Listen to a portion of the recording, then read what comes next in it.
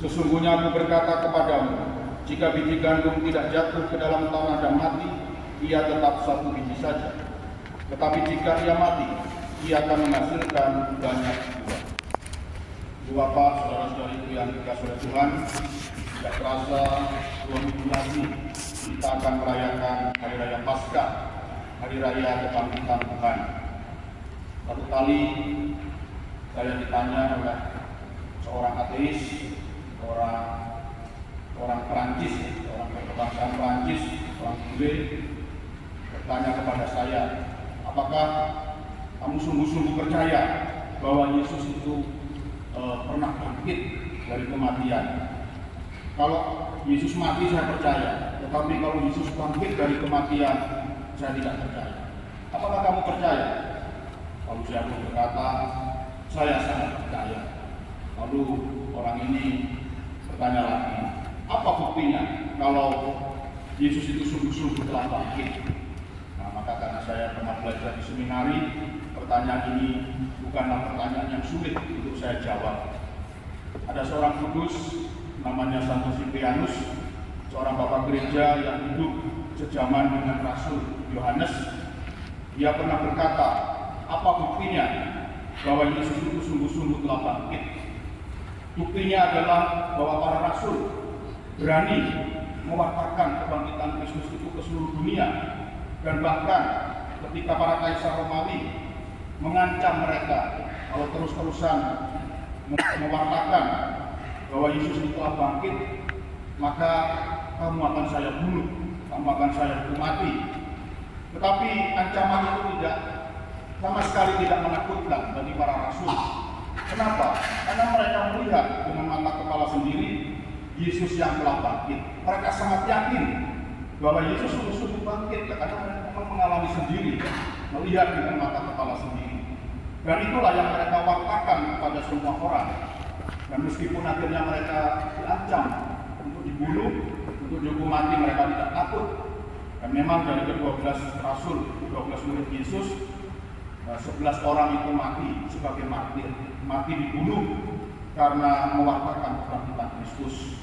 Hanya Rasul Yohanes yang matinya tidak dibunuh, dia matinya karena sakit. Tetapi 11 orang itu mati karena dibunuh, karena mewartakan kebangkitan Kristus. Dan pesona dari penderitaan mereka ini rupanya memikat hati banyak orang. Banyak orang itu terpesona dengan kehidupan para Yesus, para rasul ini. Mereka berani mewartakan kebangkitan Kristus, bahkan dibunuh pun itu bukan masalah besar bagi mereka. Dan rupanya hal ini memikat banyak orang. Lalu kemudian banyak orang menyerahkan diri untuk mengimani Kristus, menjadi pengikut Kristus. Dan rupanya teladan yang diberikan oleh para rasul itu mereka teruskan juga. Maka di abad-abad pertama gereja itu banyak sekali terdapat para martir, banyak sekali martir yang mati karena membela iman kepada Kristus. Dan mereka sama, kemana-mana mereka mewartakan bahwa Kristus telah bangkit. Dan bahkan ketika mereka juga mengalami hal yang sama seperti yang dialami para rasul, diancam, kalau terus-terusan mewartakan Yesus telah bangkit, kamu akan saya hukum mati, kamu akan saya siksa sampai mati. Mereka tidak takut. Lebih baik mati daripada berhenti mewartakan kebangkitan Kristus. Dan itu berlangsung sampai hari ini. Ya. Pernah Gus Dur itu, tahu Gus Dur ya, Yai Haji Abdurrahman Wahid, dia pernah berkata kepada santri-santrinya, kalian itu jadi orang harus yang sabar. Tirulah orang Katolik itu. Gerejanya dibakari tapi nggak pernah marah. Gerejanya dibakari tapi nggak pernah balas dendam. Tidak pernah orang Katolik itu apa? Membalas kejahatan dengan kejahatan. Padahal terus-terusan dianiaya. Walaupun tidak dibakar, bangun gereja itu sampai sekarang sulitnya minta ampun. Bahkan gereja sudah resmi, surat izinnya sudah ada, bangunannya sudah jadi bagus, tetap didemo, tetap didatangi orang. Lalu harus berhenti digunakan sebagai tempat ibadah. Tapi luar biasanya orang Katolik itu tidak pernah ada saya mendengar ada orang Katolik itu demo. Pernah dengar? Demo karena gerejanya dibakar atau ngurus perizinan sulit. Tidak ada ya. Saya tidak pernah dengar ada FPK, Front Pembela Katolik. Ada FPK? Tidak ada. Makanya Gus Dur itu terpesona sekali dengan orang Katolik. Tirulah orang Katolik itu, sabarnya minta ampun. Meskipun dianiaya, tapi tetap gembira, dan tetap happy, dan tidak pernah membalas kejahatan dengan kejahatan. Nah inilah ketika penderitaan itu diterima karena sebuah nilai, maka penderitaan itu mempesona orang, memikat hati banyak orang, dan akhirnya orang pun ingin mengimani Kristus. Dan itu bukan hanya kekaguman dari Gus Dur ya. Ketika saya ngobrol dengan orang-orang yang ingin masuk Katolik, yang ikut katekumen, itu ungkapan itu sering muncul. Kenapa? Kok kamu ingin jadi Katolik? Jadi Katolik itu tidak enak, berat. Di Indonesia ini ya, karirnya itu enggak disengaja dibuat seret, belum lagi tidak boleh cerai, enggak dipikir baik-baik dulu lah ya, kalau mau jadi Katolik itu berat sekali. Tapi mereka tetap ngotot, enggak Romo, saya tetap ingin jadi Katolik. Kenapa? Kenapa kok ingin jadi Katolik? Lalu mereka berkata, persis seperti yang dikatakan oleh Gus Dur itu. Kami kagum karena orang Katolik itu meskipun dianiaya seperti apa, enggak pernah protes, enggak pernah marah, menerima semuanya itu dengan sukacita dan keikhlasan. Dan inilah luar biasanya daya pikat dari penderitaan ketika ia kita terima, ketika penderitaan itu kita terima demi sebuah nilai, maka ia akan memikat banyak orang untuk sampai kepada Kristus. Seperti yang dikatakan oleh Tuhan Yesus sendiri, sesungguhnya aku berkata kepadamu, jika biji gandum tidak jatuh ke dalam tanah dan mati, ia tetap satu biji saja. Tetapi jika mati, ia akan menghasilkan banyak buah. Maka Santo yang sama, Santo Siprianus, ia pernah mengatakan sebuah kata-kata yang luar biasa yang menyimpulkan tentang penderitaan umat Kristiani perdana. Santo Siprianus berkata, setetes darah para martir akan melahirkan 1000 jiwa yang baru. Jadi kalau sekarang di dunia ini umat Katolik ini ada 2 miliar, sekarang kalau di sensus umat Katolik itu ada 2 miliar, itu karena penderitaan-penderitaan yang dialami oleh para rasul dan juga para martir di awal-awal gereja ini lahir. Karena penderitaan, karena kematian para martir, maka gereja Katolik ini menjadi gereja yang sangat besar, jumlahnya luar biasa, dan di mana-mana saya kira nggak ada negara yang nggak ada gereja Katoliknya. Bahkan saya dengar di Arab Saudi pun, ya, di kota Jeddah itu ada gereja Katolik, itu luar biasa. Nggak ada negara yang nggak ada gereja Katoliknya. Dan ini berkat penderitaan, mulai penderitaan Kristus sampai penderitaan para orang-orang kudus. Seorang kudus, Santa Teresa Lisieux atau Santa Teresa dari kanak-kanak Yesus, dia pernah mengajarkan tentang penderitaan. Santa Teresa Lisieux ini pernah berkata bahwa penderitaan sesungguhnya adalah persembahan yang paling berharga bagi Tuhan. Saya harap Bapak Ibu, adik-adikku punya ayat emas, punya ayat favorit yang menjadi pegangan hidup kalian. Punya enggak ayat favorit, ayat emas sebagai pegangan hidup? Jangan sampai enggak punya. Jadi Santa Teresa dari kanak-kanak Yesus ini punya satu ayat favorit yang juga saya jadikan pegangan dalam hidup saya, yaitu Mazmur 51 ayat 18 sampai 19. Bunyinya bagaimana?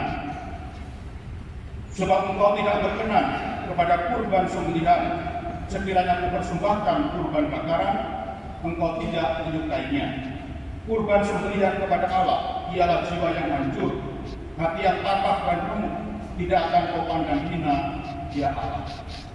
Ketika Santa Teresa Lisieux merefleksikan ayat ini, maka dia sampai pada sebuah kesimpulan bahwa sesungguhnya penderitaan itu adalah persembahan yang paling berharga kepada Tuhan. Jadi persembahan yang paling berharga kepada Tuhan itu bukan kolektor, tapi apa? Penderitaan Anda. Jadi kalau Anda boleh menderita, kalau Anda satu hari boleh menderita, itu adalah sesuatu yang harus disyukuri. Mengapa? Karena Anda punya persembahan yang paling berharga yang boleh Anda persembahkan kepada Tuhan. Persembahan yang paling berharga itu justru yang menurut kitab Mazmur adalah penderitaan-penderitaan kita. Makanya kalau boleh menderita, satu hari boleh menderita, jangan berkeluh kesah, jangan ngomel-ngomel, ngedumel, atau bahasa Prancisnya apa? Kemerungsung. Jangan kemerungsung. Malah harus bersyukur karena Anda punya sesuatu yang berharga yang boleh Anda persembahkan kepada Tuhan. Dan Santa Teresa Lisieux juga punya ajaran yang luar biasa tentang penderitaan ini. Dia berkata bahwa penderitaan-penderitaan kita itu boleh kita tukar dengan dosa-dosa orang yang telah meninggal. Jadi kalau kita boleh menderita, satu hari boleh mengalami penderitaan, penderitaan itu bisa kita persembahkan kepada Tuhan. Dan kita boleh kita tukar dengan pengampunan dosa orang-orang yang sudah meninggal.